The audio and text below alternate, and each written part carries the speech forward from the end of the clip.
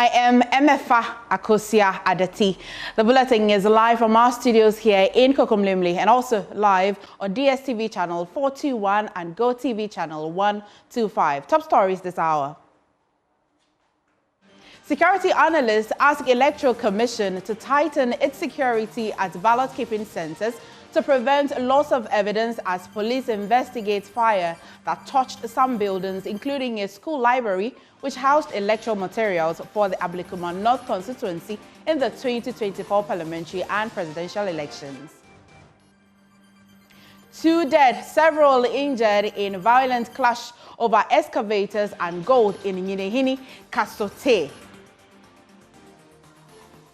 Also, NDC in Parliament demands answers over deaths recorded during the just-ended elections, requesting briefing from both the Defense and Interior Ministers.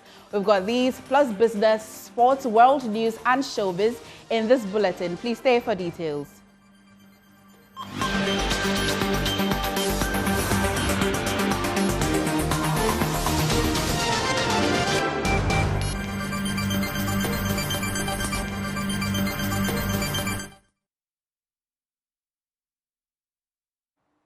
Many thanks for choosing us. We are your home of independence, fearless, and credible journalism. First off, a security consultant, Colonel retired Festus Abaji, is asking the Electoral Commission to tighten security ballot box keeping efforts to preserve electoral results. His comments followed the gutting of the Kwashiman cluster of schools by fire. Tuesday dawn, the building housed electoral materials for the Ablekuma North constituency in the 2024 parliamentary and presidential elections along the science and ICT laboratories.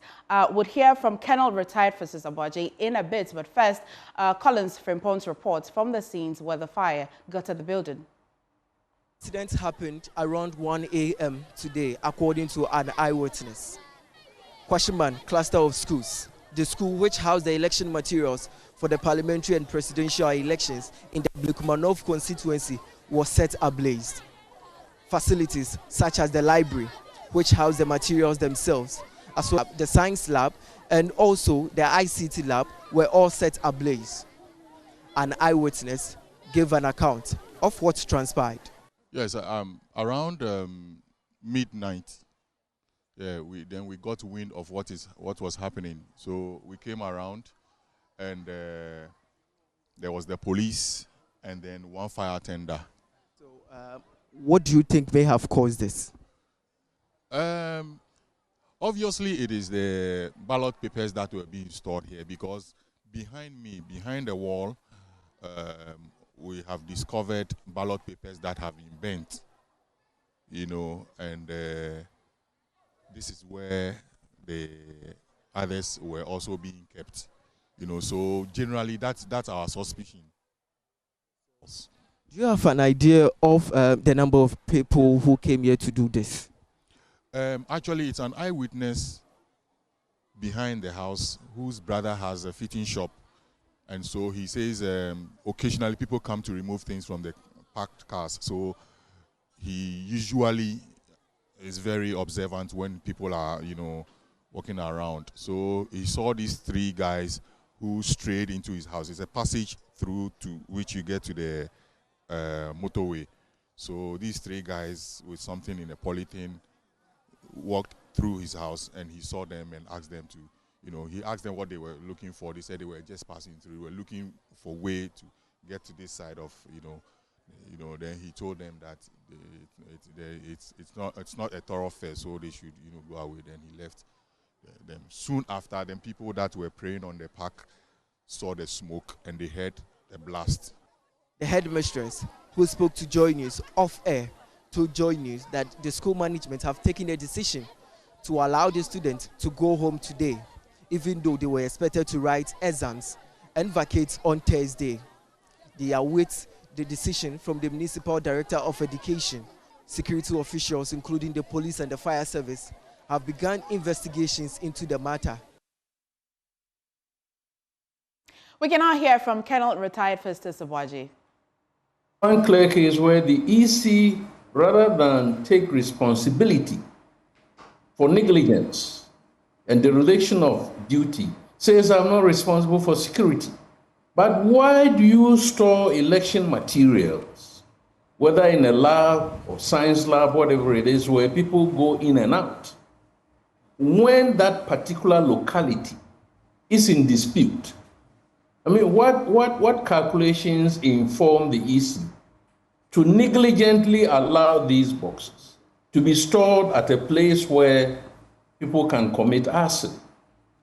So it is, I mean, after so many election cycles, one would have thought that the EC, or by this time, we as a people, would have designated or come to a common agreement that after elections, materials must be stored at police stations, which was where they were before we went for the elections.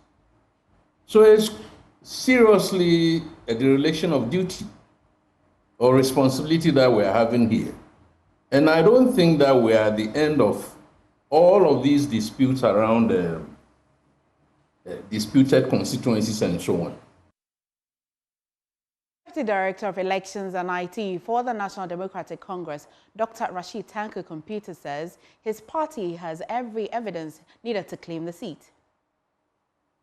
What is important is the primary source, which is the pink sheets. Okay, the pink sheet is what they use to put the figures together into the Form 1C, which is the collation form, the constituency collation form.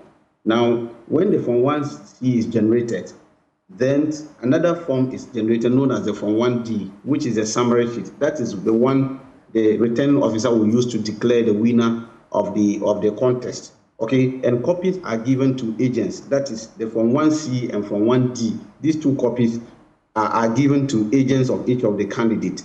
And so when there is a contest of that nature in court, they will be looking for the Form 1C and the Form 1D to ascertain, because the Form 1C will have all the aggregated figures of each of the polling stations.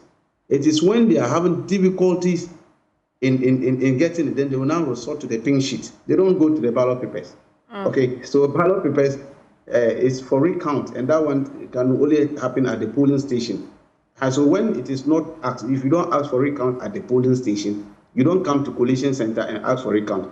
So burning ballot papers, it doesn't change anything. It's neither here nor here. It doesn't, so long as the pink sheets are available, and then the summary sheet and the collation forms are available, the court can determine any issues concerning a declaration. So for that one, although it's a criminal conduct, if it is the report comes out that it's an arson, but it does not change anything in terms of determining the case. Well, the police in a statement has assured the general public that any individual or persons found responsible for the incidents will be apprehended and will face the law. We've got excerpts of the police statement on your screen. It says that we wish to assure the public that any individual or group of individuals found responsible for this incident will be arrested and brought to face justice. We urge the public to remain calm as investigation into the incident continues. We'll also bring you the concluding part of the statement. Meanwhile, the 132 suspects arrested across the country in connection with the post-election disturbances are still going through the due process of the law. Out of this number, 45 suspects have been remanded into custody. 71 are on police inquiry bail and 16 are on court bail as well. Now, still on the disputed seat, once described as stronghold of the governing New Patriotic Party, Okankwe Central, Ablekuma North, Tema Central and Obuasi East constituencies have been declared for the opposition National Democratic Congress candidates, while recollection in Dambai has been suspended. The NDC has since filed a lawsuit seeking to prevent the Electoral Commission from recollecting results from these constituencies after the NPP argued its candidates won per their collated result. Kenneth Jesse details the voting pattern in the 5 constituencies in previous parliamentary elections. Until this year's election, Dambai, Okaikwe South, Ablekuma North, Tema Central and Obuasi East constituencies could be best described as strongholds of the governing MPP. But now, Some of the parliamentary seats have been declared for the opposition NDC, while recollation in the Dambai constituency has been temporarily suspended. All these 5 constituencies have been represented in Parliament by MPP MPs since at least 2012. Dambai was represented in Parliament by MPPs Mike Okwe since its creation in 2004 until 2012. Outgoing MPP MP Sarah Dwasafo took over from Okwe after 2012, winning that seat in 3 consecutive elections. Okaikwe Central has had MPPs Patrick Yaobuama as its MP since 2012. In Obuasi East, MPPs Edward Enin served as the constituency's MP in 2012 after winning the seat. MPPs Patrick Boachi Adam took over the seat in 2016, winning it again in 2020. The case is not different in the Tema Central constituency, where the MPP's Kofi Brako has been MP since 2012. But with the NDC's lawsuit seeking to block the Electoral Commission from recollating results in these constituencies, it remains to be seen whether the NDC's lawsuit will hold or the EC will go ahead with the recollation. Let's take you to Parliament, where the minority is demanding urgent answers over the deaths recorded during the just-ended election. At least 3 persons died during the 2024 elections and its aftermath. Member of Parliament for Tamale North, Alasan Suhini, says election-related deaths must not be normalized, demanding that the Defense and Interior Ministers provide answers to the House. Consider, even though the time is so short, space for a security briefing on the elections that has just taken place. Mr. Speaker, this government may not have the opportunity again to speak to this nation on how well or not they have handled security, especially in relation to the just ended elections. Mr. Speaker, I think this is important because loss of lives during elections should not become a norm. Our elections should not always record the loss of Ghanaian lives. Mr. Speaker, it's becoming one too many. The first time we recorded this was in the 2020 general elections, where about 6 to 7 lives were lost after the elections. 7 to 8 lives. Mr. Speaker, just this election that has gone by, we are told of about 2 or 3 lives that have been lost. Mr. Speaker, indeed, as we speak, a family in Tolong, in Yankpala, is preparing for a funeral tomorrow with about 15 others nursing various degrees of injuries. Mr. Speaker, that cannot be accepted without us taking measures and proper briefing on what might have gone wrong. And so, Mr. Speaker, even though we do not have time, I will plead that the Business Committee considers a briefing to this House by either the Defense Minister or the Interior Minister, or whoever was responsible for the provision of security in the just-ended elections.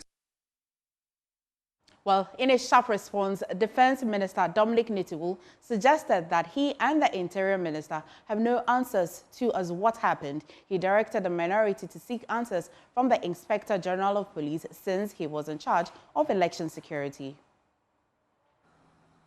We as a country agreed from 2008 that ministers of state, government functionaries, including the MMDs, so municipal chief executives, the DCEs, ministers of state, government officials, members of parliament cannot and should not be in charge of security when it comes to election matters.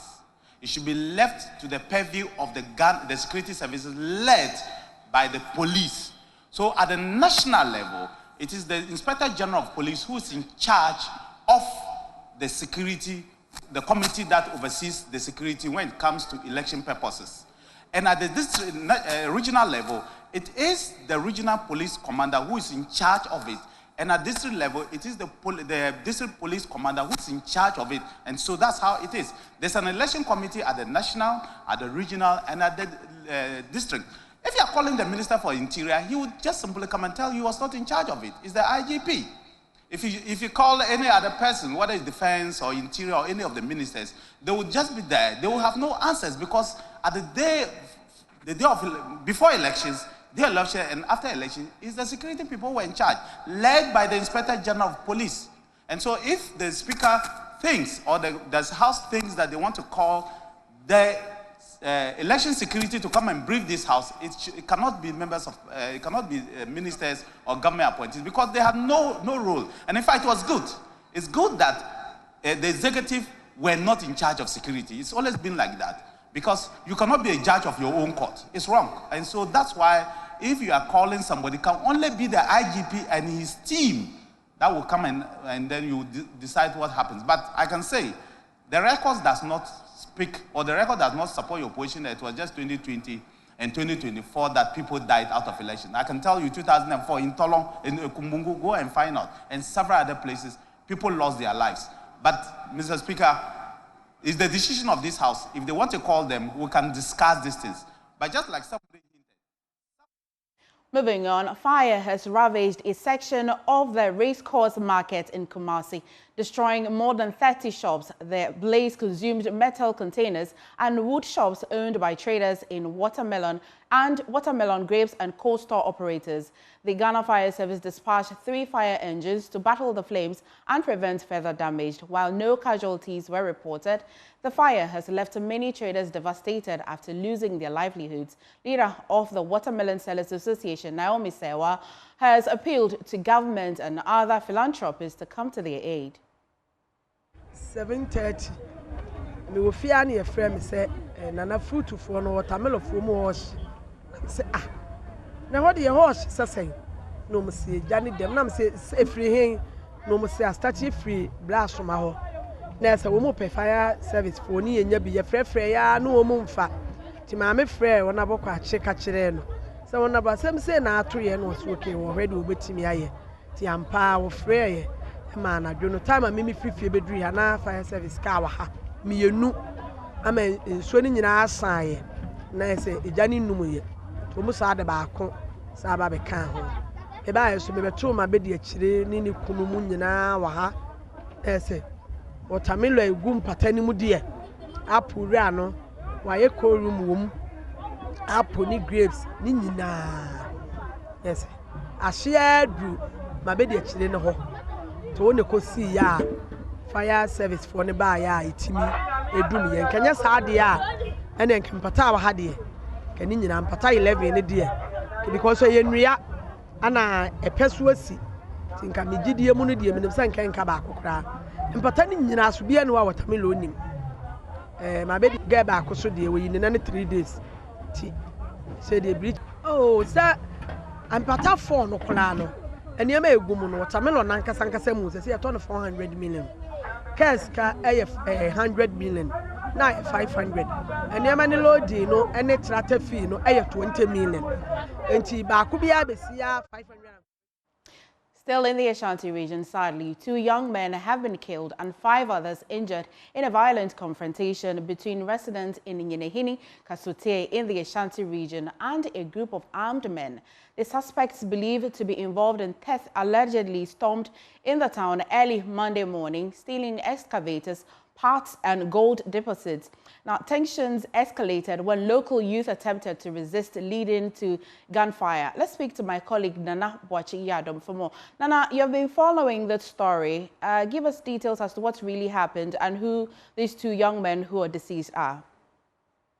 Well, MFA, yesterday about 11 macro men, heavily built men, stormed the Yenehini Kasute community and went into a mining site. This site has been told is an illegal mining site.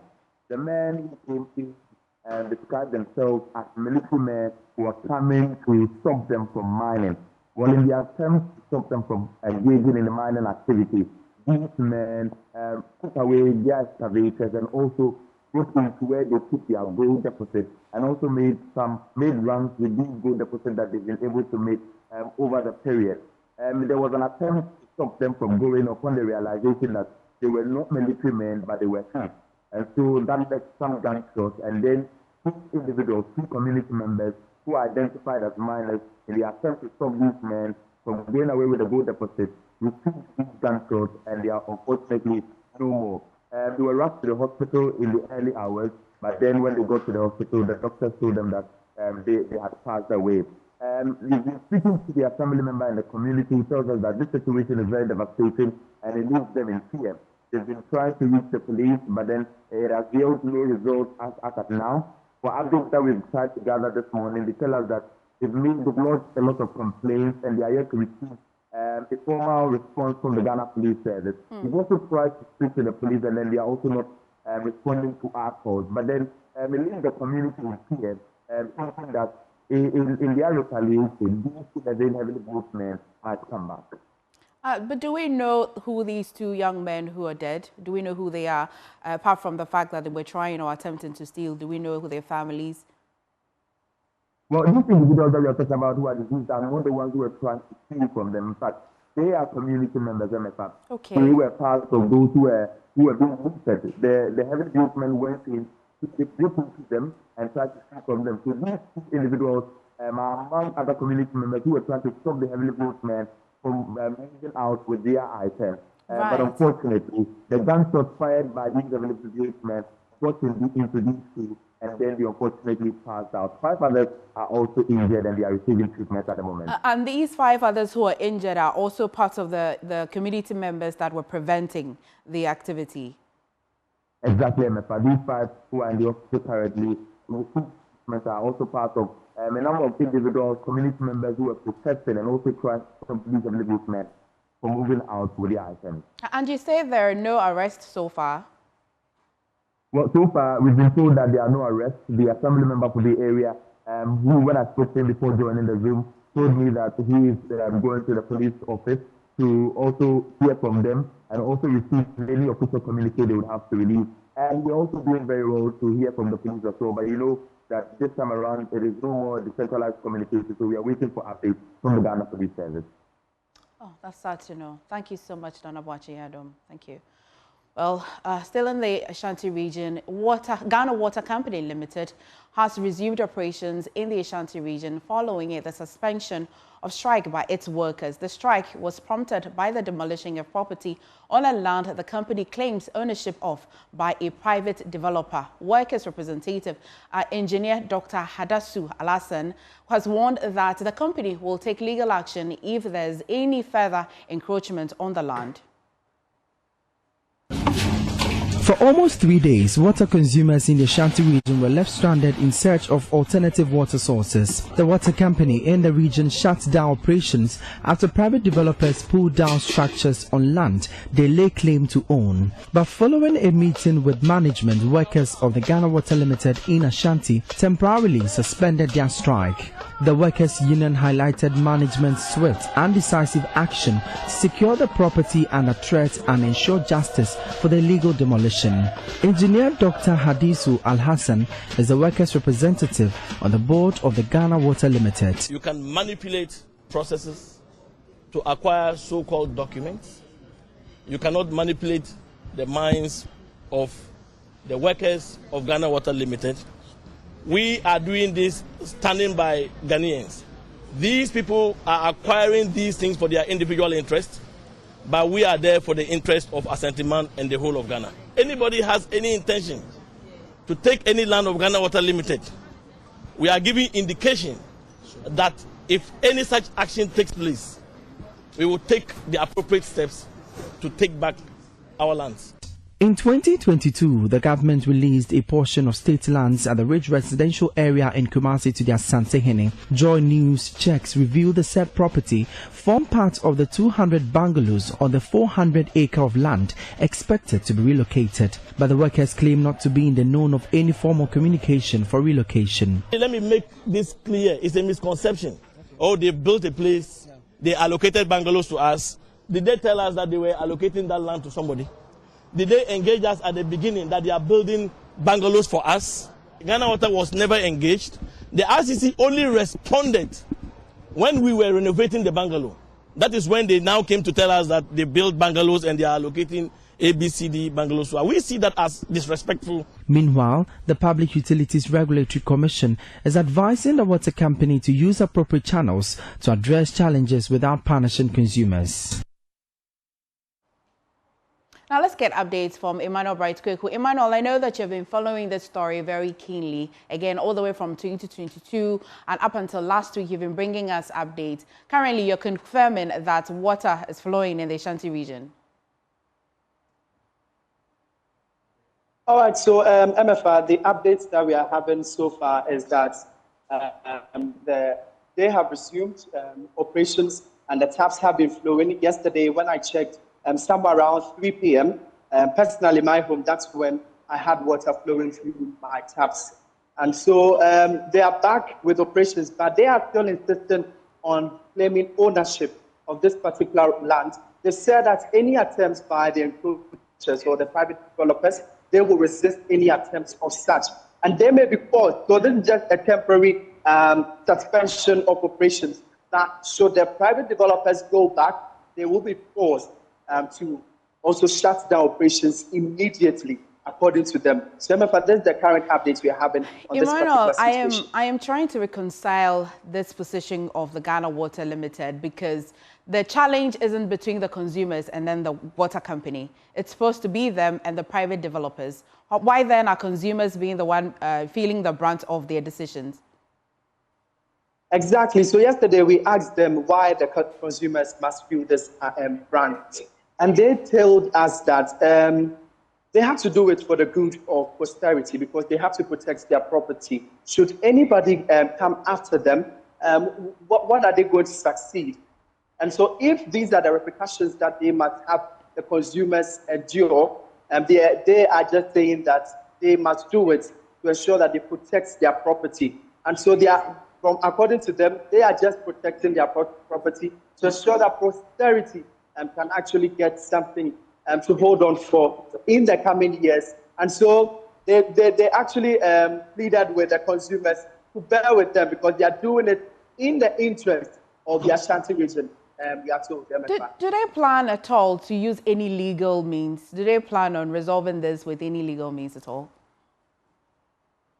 Okay. So when we also asked that question, they told us that if any breach of measures that would compel the encroachers to ward off their property, they are going to ensure that they do that as well. So it may include a legal action or anything of the sort. So they are saying that anything at all that they are going to do to ensure that their property is well kept, their property as they lay ownership to over 5 decades ago, they are going to make sure that these routes of measures are taken to secure their property. So it may include a legal action as well. But in the coming days, we may have to find out from them if they are planning of any legal action at all as of now, should the encroachers go back onto the property. MFR. Well, what's the challenge with the relocation? Should it be the case that the private developers really have legal means to take over the property? What's the challenge with them relocating? So for now, we do not know the challenge as to why they are not relocating, because we understand that from the Regional Coordinating Council, they have built bungalows for these top managers to occupy. So for, let's say, a doctor or any government official at all in any government institution, they have set up a bungalow for them. And from the documents we have received so far, we saw one that had some of the managers asking the managers to relocate to this place. But from the communication we have with the Ghana Water Limited, they are telling us that they are not in the know. They only became aware of this particular bungalow relocation when they decided to renovate their current place, that is the current abode for their top managers. And so they are not in the know as of now. But for now, they have taken it up onto the top management to take the decision and deal with those involved. That will be maybe the Regional Coordinating Council and also the Lands Commission in the Ashanti region, MFR. Thank you. Thank you so much, Emmanuel. I know that you still be following the story and be bringing us update, but thank you. Now let's move to the OT region, where there is a surge in typhoid cases in Dambai due to the lack of reliable potable water system, which has led many to rely on contaminated water from the Volta Lake for daily use. Correspondent Ballot. Peter Senu has more in this report. According to some officials who interacted with JoyNews off camera, typhoid fever in the regional capital, Dambai, is a takeaway. This means you get infected once you eat any food in the capital when you visit. This prompted our curiosity to probe further. With all drains leading into the Volta Lake and alleged discharge of sewer waste into drains whenever it rains, you get typhoid when your water or food source is contaminated with fecal matter. Amin Abdul Muttalib is the Karachi East Municipal Director for Health Services. Typhoid, like we all know, is a bacterial infectious disease. It's caused by Salmonella typhi. Yeah. So usually when patients come, you see complaint of fever, headache, stomach pains, constipation, and even diarrhea. There has been a steady increase in typhoid cases between 2021 and 2024. As of half-year 2024, over 3,000 individuals have been confirmed to have been infected. We've been experiencing some cases of typhoid in our facilities, especially in Dambai Health Center, where the regional capital is.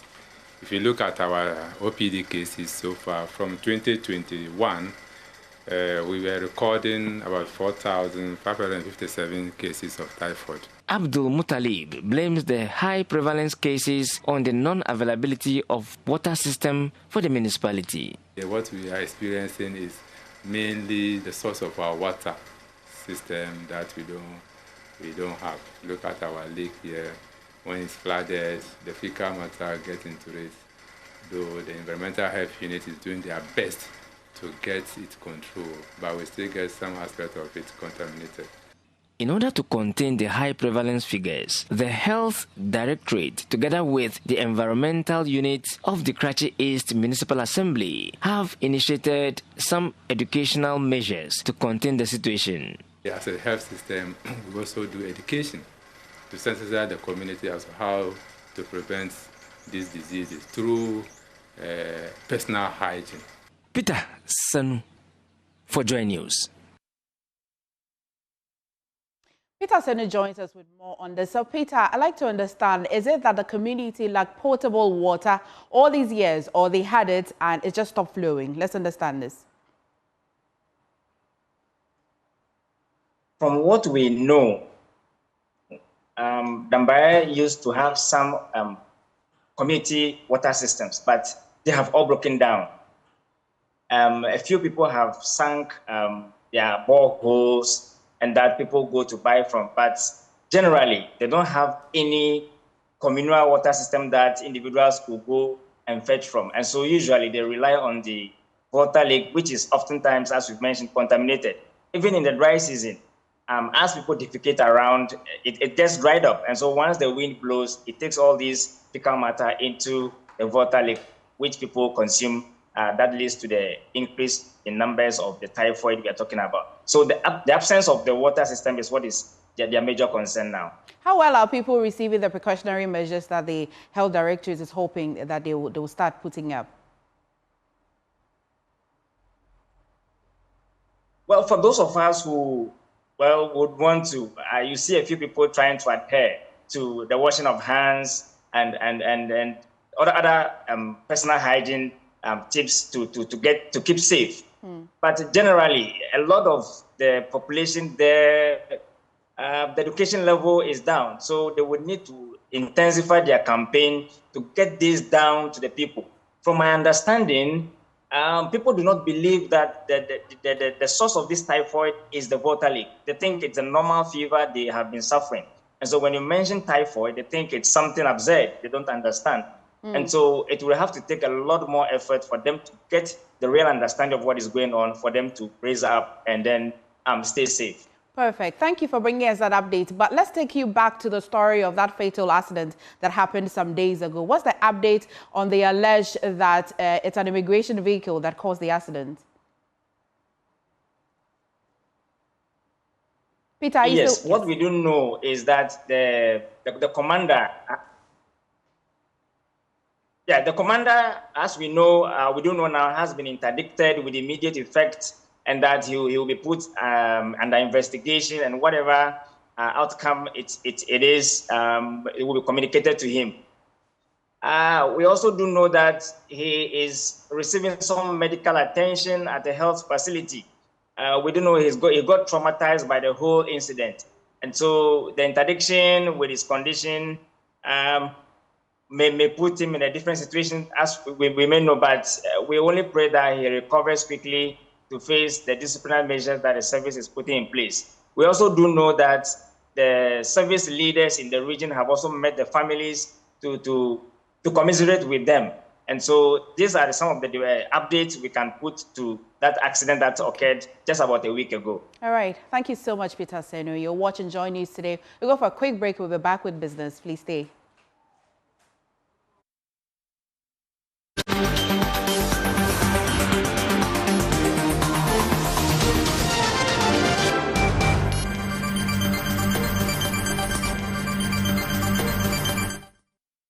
Hi, good afternoon and welcome to the business segment on Joy News Today with me, Pius Kojubaka. The 2024 Ghana Property and Lifestyle Expo has been launched in Accra at the residence of the British High Commissioner. Since its inception in 2017, the Expo has played a transformative role in shaping Ghana's real estate landscape, bridging the gap between global investors and the country's growing property sector. Here's a report.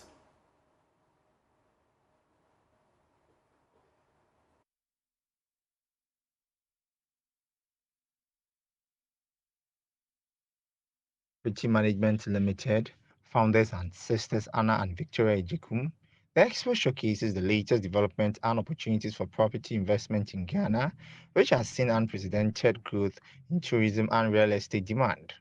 On Point Director and co-founder Anna Ejekum said, the event is about empowering individuals to build generational wealth by tapping into one of Africa's most promising markets. Extremely well. As you see, we're back here for the second year. What really surprised us was also Ghanaians living in Ghana were also interested to hear the information. They can see a lot of buildings are being built in the country and they wasn't sure what was happening. So we was really happy to hear that. And obviously our core clients are the diaspora. We're really happy that the British High Commission are supporting what we are doing. Holding the event here today is very significant because it just shows that they are entrusting us with our vision. The expo, which spans 3 continents and kicked off in Washington, D.C. in October, has already attracted top-tier developers and industry leaders. Director and co-founder Victoria Ejekum explained that the goal is to provide a one-stop platform where potential investors can get the latest insight into Ghana's property market, network of trusted professionals, and explore wealth building opportunities. And you know, we're so honored and happy to be part of the transition of the real estate market, where it has come from the 8 years when we started to now. You know, it's a force to be reckoned with. We are developing quality properties just like in Europe, in the Americas, and you know, we are really up there in the game, and there's a lot more room to develop more developments in the architecture, but we are really there to be a competitive market to the world.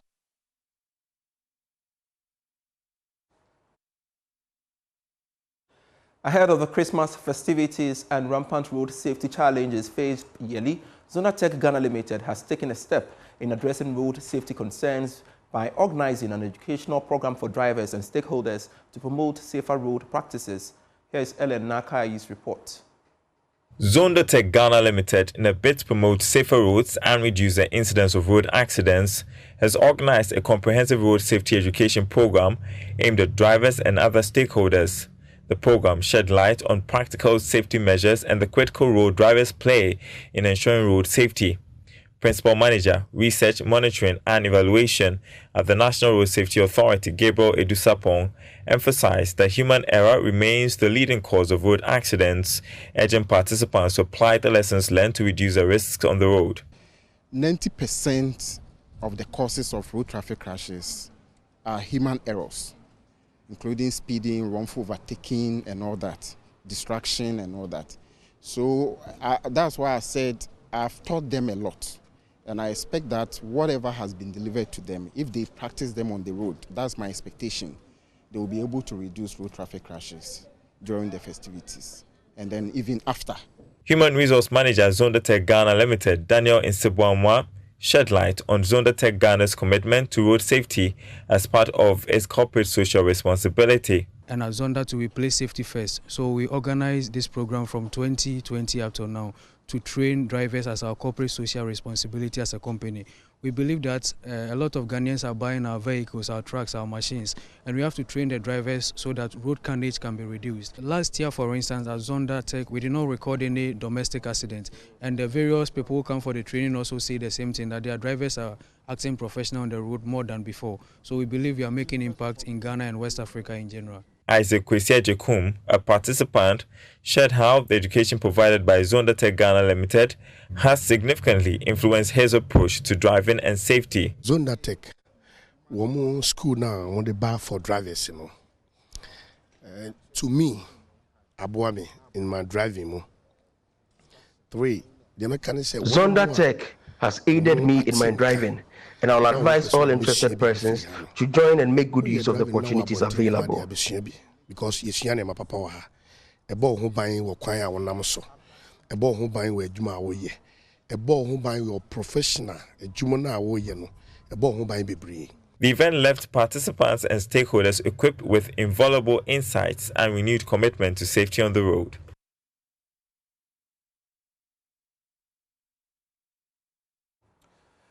That's it for business for now. I am Pius Kojo Bakada. Will be at 1 p.m. with the marketplace. Sports is next.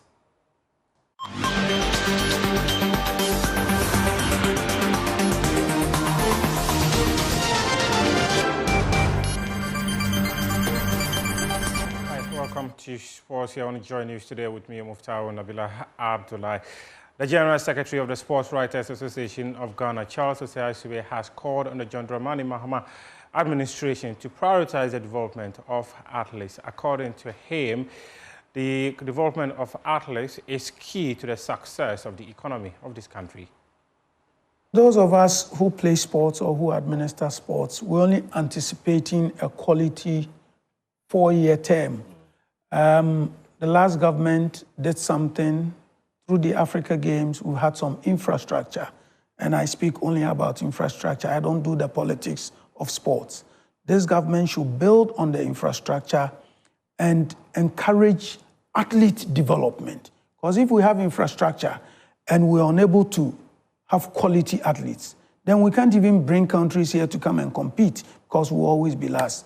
We wish them well, and we hope that in the coming years, Ghanaian athletes in all spheres of sports will be able to go international and win more laurels for Ghana. But remember, what is also important is reward for athletes. Reward for athletes. It must not only come from the central government. Ghanaians must appreciate what these athletes do. Maybe when I come back later and want to wrap up the year, we'll discuss a few things that went on within the year that I feel we shouldn't carry into the new year.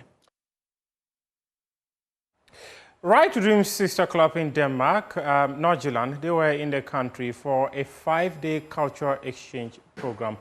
They visited some parts of Accra, and my colleague Haruna Mubarak was with them and has details in this report. The cultural exchange program in Ghana. One of the highlights was a visit to Jamestown in Accra, a community famed for its rich boxing heritage. At the Bronx Boxing Gym, players were challenged to test their endurance, starting with a local boxer.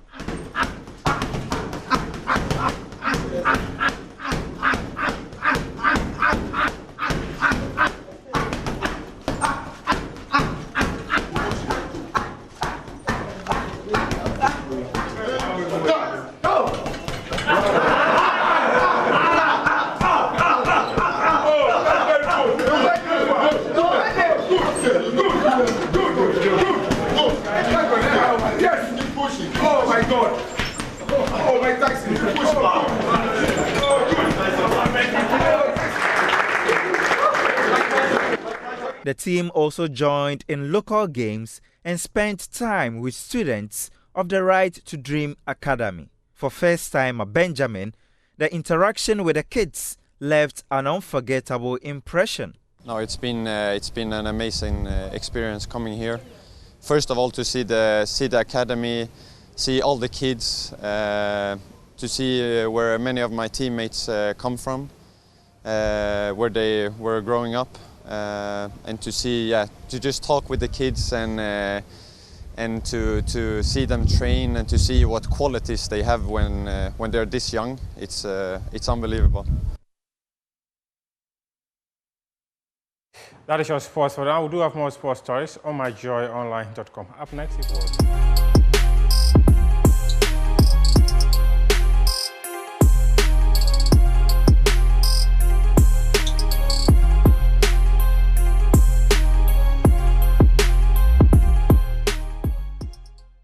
Hello there, good afternoon. You're welcome to the Showbiz segment with me, Jacqueline Asuma Yabwa. To our first story, Ghanaian rapper Manifest is stirring excitement after revealing details about his recent encounter with American hip-hop legend Nas. Well, the God MC hinted that the possibility of a collaboration is just around, sharing that while nothing is set in stone, the meeting was a major step in building meaningful connections and elevating his craft on the global stage. I think about a month ago, I saw a picture of you and Nas. Yeah, Nasir Jones, the ghost. Charlie, what was the occasion? The occasion? The occasion was, you know, Baby Goat goes to meet Big Goat. You were distracted. People, he was distracted. The occasion was? Mr. Dazi was distracted. My producer was signaling me to ask you something. I'm calling him out. You see. No, don't worry. My producer... I should ask you some questions. My man, the punchlines want it. So, what was the occasion? Baby Goat went to meet Big Goat. So we're in London. He was doing I think it was the 30th anniversary of Ilmatic. He had a concert at Royal Albert Hall. I was doing a couple of things as well. Okay. Also, I'm linked in with Mass Appeal in terms of this new part of my career, Mass Appeal that he co-owns. So I guess we have a business relationship too. Okay. People were asking, is there any music in the offing? Is there any music? Collaborative what did they work. Say? We'll see what God will do. But what are you doing? What am I doing? I think I'm grateful I'm grateful for the fact that I've actually reached a point in my career where, like, you know, I am connected to some of these folks and we are doing work together. On that note, is a wrap for the Showbiz segment with me, Jacqueline Ansuma Yabwa. Over to you, MFA. Thank you so much, Jacqueline Ansuma Yabwa. There's a secret. So I almost thought that Dako is a man until today.